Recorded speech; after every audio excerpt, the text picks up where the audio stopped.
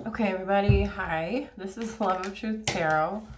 I took some time in between my last reading, and I would like to do another one.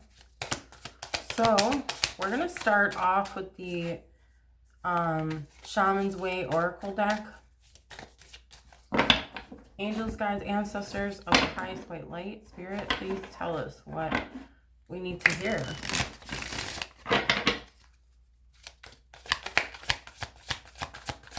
Give us the most clear and concise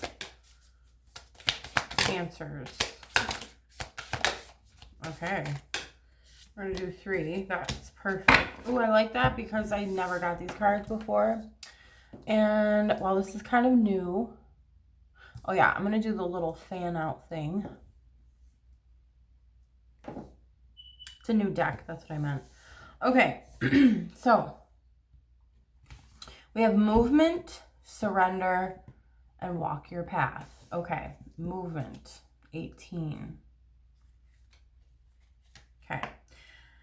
Keywords are forward, stagnant, stuck. Life is not a steady, constant, straight line of forward movement. There are spits and spats, false starts, realignments, detours, and big spaces of inertia. Setting up camp in the in-between space and calling on your patience. But right now, expect movement in a situation. It may not be what you asked for or anticipated, but know that it is what is supposed to happen. Try not to judge or label. This is what the universe is giving you. What are you going to do with it? Interesting. So it sounds like, well, what I'm seeing is the universe or the higher powers are, I can see almost like there's like hands pushing you along, and those are the hands of the universe or higher powers.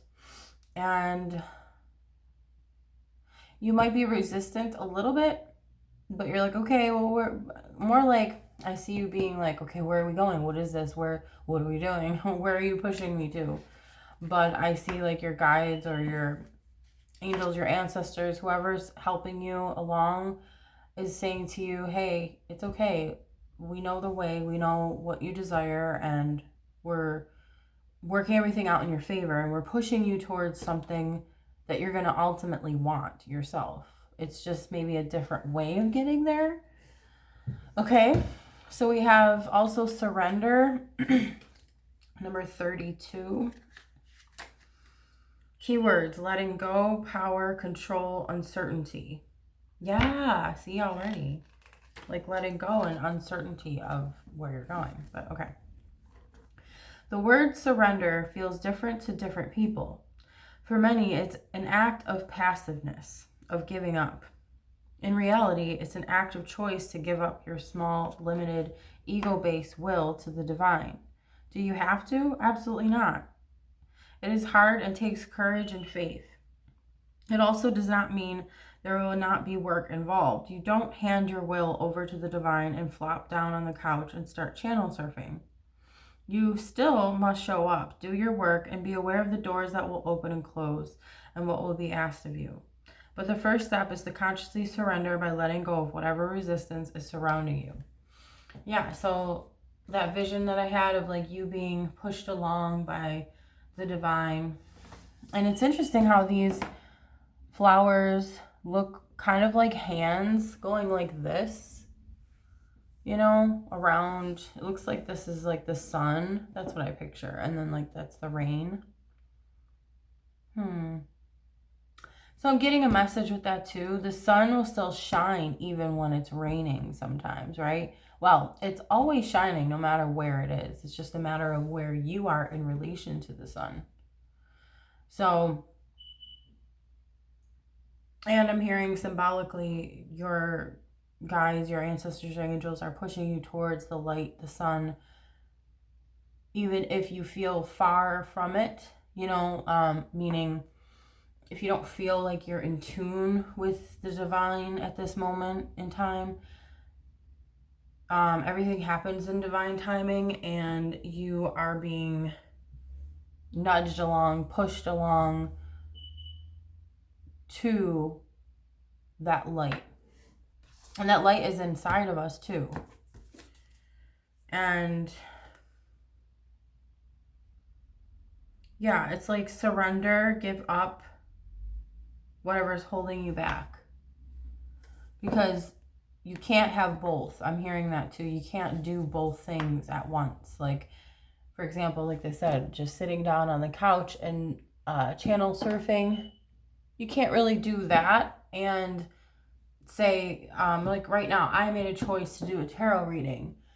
But I can't do both at the same time. I mean, I could put the TV on and do the tarot reading, but my focus wouldn't be solely on this, right? It would have to be back and forth from this to the TV. And that's not, I'm hearing that's not what the universe wants for you right now, because you are asking, I think, okay, it might not be for all of you, but I'm getting that lately maybe you've asked for more focus or more guidance from the divine, and that's why this is happening.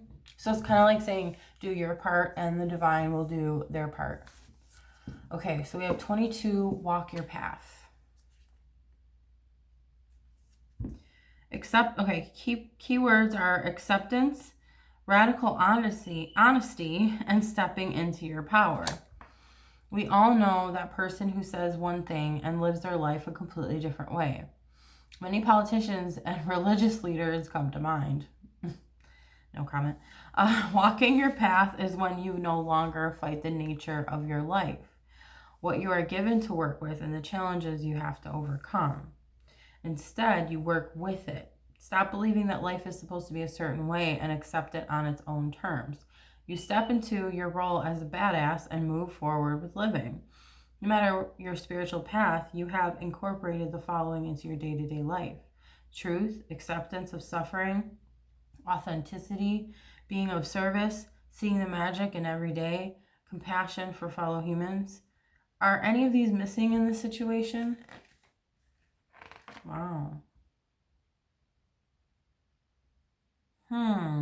That's an interesting question. I apologize for that beeping. My landlord was supposed to, I think, change the battery in one of the fire alarms in the hallway. But anyway, regardless, yeah, when it says stop believing that life's supposed to be a certain way and accept it on its own terms, I was thinking about how sometimes we can be perfectionists, and maybe you might not agree with that as far as your personal, the way that you are, but there is this sense of wanting to get things right before you take your next step. But it's kind of like saying embrace it all and allow. Again, there's this acceptance, this allowance, this surrendering to what is. You're going to have more movement if you surrender more. If you accept where you are, then you can move forward. But if you aren't accepting where you're at right now, you're not going to be able to move forward. That's what I'm hearing. So it's almost like work with what you got, right? Be that badass, be that spiritual badass, I need to hear this message too, because sometimes I fall into the perfectionist stuff, So we have, okay, I was pulling from another deck and I know I was a little distracted, but this is interesting how this popped up. Okay, so we have light reversed. Light is, I believe that's the Sun card. Yeah. So, oh my gosh, you guys. And what was I saying earlier about feeling, oh my God, it's crazy. I said that. Like you don't feel like you're maybe connected to the divine, or you felt disconnected. And the divine is actually, or your angels, your guides, your ancestors are pushing you gently, nudging you and pushing you towards the light again. It's almost like to reconnect with yourself, reconnect with source. I know this sounds weird, but like I always think this woman looks like Taylor Swift. I don't know why. Well, because I guess in my eyes she looks like her. But anyway, I don't know if you guys like Taylor Swift, but maybe that's a message for some. Okay. Love Begins is on the back of the deck. So that's the Ace of Cups. And the Ace of Cups is an overflowing of love. I'm hearing abundance. Okay. So yeah, you're getting back to what it feels like to be connected to the divine. Because we always are. We're always able to connect. We're always able to be in contact or stay in contact. But some of us lose it, or some of us walk away from it. Some of us don't see it. We're not in tune with it, right? Because this is all about frequencies. And the more that you tune your frequency to the divine and what the divine wants and has for you, actually it's whatever the divine wants for you is what you want for you too. But sometimes we just don't see everything from, where our dreams are to the end of the road, to, you know what I'm saying? Like the end of our destination. And it's all about the journey too. So it's not just, okay, I want to get to that end goal, because where's the fun in that? It's all about experience, right? So I see that you're cultivating that love again for the divine, for God, for whatever name you want to give the Most High. Then we have firm foundation. This is powerful because it's, again, you're not only connecting back to that connection with the divine, but you are creating a firm foundation. I'm hearing this time. This time it's going to be a lot stronger. This time it's going to be harder to break. This time it's going to, it's like a bond. Wow, I just said bind. Maybe you feel like you're in a bind, but harmony, and then financial and material changes, reverse though. Maybe you felt like you were in a bind financially, but you're always in harmony with the divine. It's just a matter, like I said, of finding that spark within you that's going to light you up again. That's going to connect you to the divine as well, right?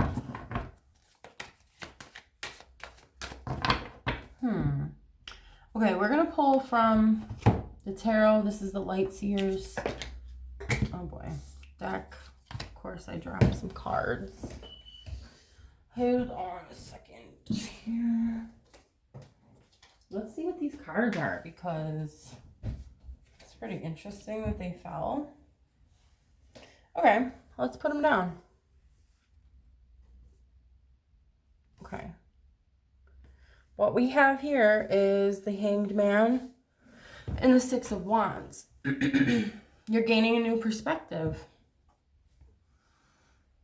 And I see it as the divine is seeing you as this bright, shining light. It's funny because how I said, okay, I talked about the light, I talked about the sun, and I talked about how what you want is what the divine wants. And it's like this connection, right? We have this harmony. So the divine is not only light, but you are light as well. So the divine is recognizing you. So it's a mirrored effect I'm getting as well.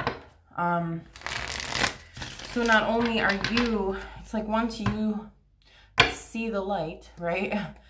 Then that's when you're going to be recognized, I'm hearing, publicly, for who you are, for what you bring to the table, what you bring to the world. And again, there's that light behind this person hanging for the Hanged Man. And then there's these sigils. I'm not sure exactly which ones they are, but I want to say that one of them would be protection, but I'm getting the vibe of like there's this protection. You're protected by the divine. And she's reaching out for that. So it's like reaching out for protection. Okay, that's interesting. And I said earlier that maybe you were reaching out for some sort of guidance. Oh, sorry. Okay. We also have, sorry, this is a little damaged here, but we have the Seven of Cups. Okay. So that explains why you asked for guidance, because the Seven of Cups is all about like not knowing what to choose. There's so many options and it's too overwhelming. There might be some sort of illusions behind certain things. So it's kind of like you're looking at all these options. You're like, should I choose this? Should I choose that? Should I do that? Should I do this? And you're just probably like, I'm not going to choose anything because I don't know. You just don't have any direction on what to choose. Okay. And then we have Justice. Let me move these over because we have a little bit more. We have the Ace of Wands reversed. And then we have the Knight of Cups reversed. Okay, interesting. Huh.